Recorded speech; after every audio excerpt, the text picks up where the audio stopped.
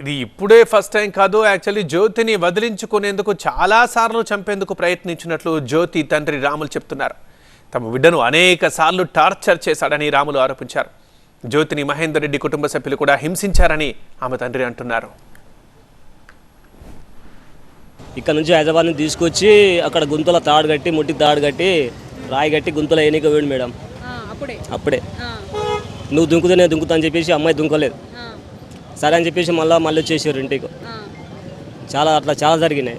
అంతకుముందే ఒకసారి ట్రైన్ కింద పడిపోతా అని చెప్పేసి పోయిందంట, ఒకసారి ఊరేసుకోవడానికి పోయిందంట. అవన్నీ నీ వల్లనే కదా జరిగినాయని. నువ్వు మంచిగా ఉంటే ఇవన్నీ జరగకపోదు కదా. అవన్నీ ఉరి శిక్ష పడేటట్టు చేయాలి మేడం. అన్ని బయటికి వెళ్ళకుండా చేయాలి మేడం. అన్ని ఇట్లాంటి వాళ్ళు చాలా ఉన్నారు దేశం మీద. ఒక్కరిని చూసి ఒక్కరిని మొత్తం అదే చేస్తారు మేడం. మళ్ళీ బయటికి రాకుండా చేయాలి అవన్నీ. ఇట్లాంటప్పుడు వదిలేసిన అయిపోతుండే కదా. ఇప్పుడు విడాకులు తీసుకోను మాకు ఇష్టం లేదని వదిలేసినా కానీ అమ్మాయి బతికిపోతుండే కదా. ఇప్పుడు అమ్మాయిని అయితే తీసుకొచ్చి వెళ్ళాడు కదా, వాళ్ళకి ఎంత బాధ ఉంటుంది. ఇప్పుడు మా అక్క బిడ్డకి ఎట్లా జరిగిందో సేమ్ వాడికిన్నాక అట్లే జరగాలని మేము కోరుకుంటున్నాం. ఎప్పుడైనా ఇట్లా ప్రాబ్లమ్స్ ఉన్నాయి, ఇబ్బందులు పడుతున్నారు అనేది ఎవరైనా చెప్పుకుందా? 2-3 టైమ్స్ గొడవలు అయ్యేటివంట. మాకైతే కాంటాక్ట్లో ఉండేది కాదు. ఒకసారి చెప్పిందంటే ఇట్లా అంటే ఊర్లో పంచాయతీ పెట్టిరు ఇట్లా అని తెలుసు. ఇక అంతకు మించి ఏం తెలియదు అండి. అప్పటి నుంచి మా ప్రిన్సిపల్ కరెస్పాండెంట్ జ్యోతి లైవ్లో ఉన్నారు మరింత సమాచారం అందించడానికి. జ్యోతి, స్థానికుల మాటలు కుటుంబ సభ్యుల మాటలు చూస్తుంటే షాకింగ్గా ఉన్నాయి. సో ముందు నుంచి నేర ప్రవృత్తి గల వాడని మనకు ముందే తెలుస్తుంది. ఈ టైంలో ఇంతకుముందే గతంలో అతని మీద ఏమైనా కంప్లైంట్ ఏమైనా ఇవ్వడం జరిగిందా పోలీస్ స్టేషన్లో? విచారణలో ఎలాంటి విషయాలు బయటకు వస్తున్నాయి?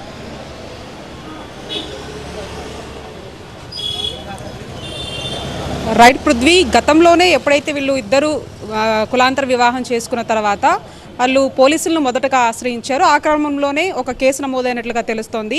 ఇప్పుడు మాత్రం ఈ కేసుకు సంబంధించి నిందితుడు మహేందర్ రెడ్డిని విచారిస్తూ ఉన్నారు మేడిపల్లి పోలీసులు. ఫుల్లుగా మద్యం సేవించి ఆ తర్వాత ఏదైతే తాను తెచ్చుకున్నటువంటి రోపు, అంతేకాకుండా 2 పెద్ద చాకులు, ఒక రంపం, వీటన్నిటినీ కూడా ఇంటికి తీసుకెళ్ళి దాంతోపాటు బస్తాలను కూడా తీసుకెళ్ళి శరీర భాగాల్ని వేరు చేశాడు. ప్రధానంగా స్వాతి అలియాస్ జ్యోతి ఎవరైతే ఉన్నారో ఆమె కడుపుతో ఉంది ఒక 5 నెలలు. ఆ కడుపు భాగం వరకే వదిలేసి కాళ్ళు చేతులు మొత్తం కూడా వేరు చేయడం జరిగింది, తలను కూడా. ఆ తర్వాత ఆ బ్యాగ్లో వేసుకొని ప్రతాప్ సింగారం ఏదైతే ఉందో అక్కడ మూసీ నదిలో పడివేయడం జరిగింది. ఈరోజు ఉదయం మహేందర్ రెడ్డిని తీసుకొని వెళ్ళారు. అక్కడ సీన్ రీకన్స్ట్రక్షన్ కూడా చేశారు.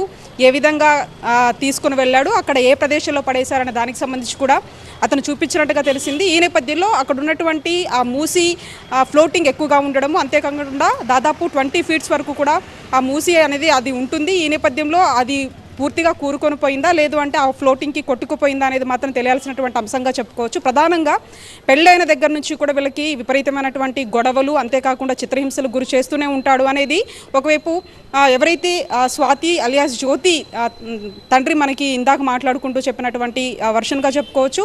ప్రధానంగా వాళ్ళు 18 నెలల క్రితం ఇంట్లో నుంచి బయటికి వెళ్ళి పెళ్లి చేసుకున్నారు. ఇద్దరు పేరెంట్స్కి సంబంధించినటువంటి అంగీకారం లేకపోవడం, ఆ సమయంలో పోలీసులను ఆశ్రయించారు.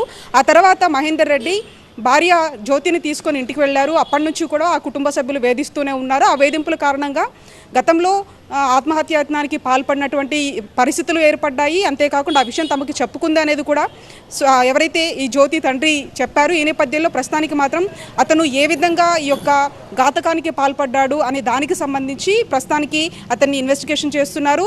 ఆమె మీద కొంత అనుమానం ఉండడము, అంతేకాకుండా మొదటి నుంచి కూడా వీళ్ళ మధ్య ఉన్నటువంటి గొడవలే దీనికి కారణం అనేది ప్రధానంగా పోలీసులు అడిగి తెలుసుకుంటూ ఉన్నారు. ఈరోజు మధ్యాహ్నం కూడా ప్రెస్ మీట్ పెట్టేటటువంటి అవకాశం కనిపిస్తూ ఉంది. రైట్ జ్యోతి.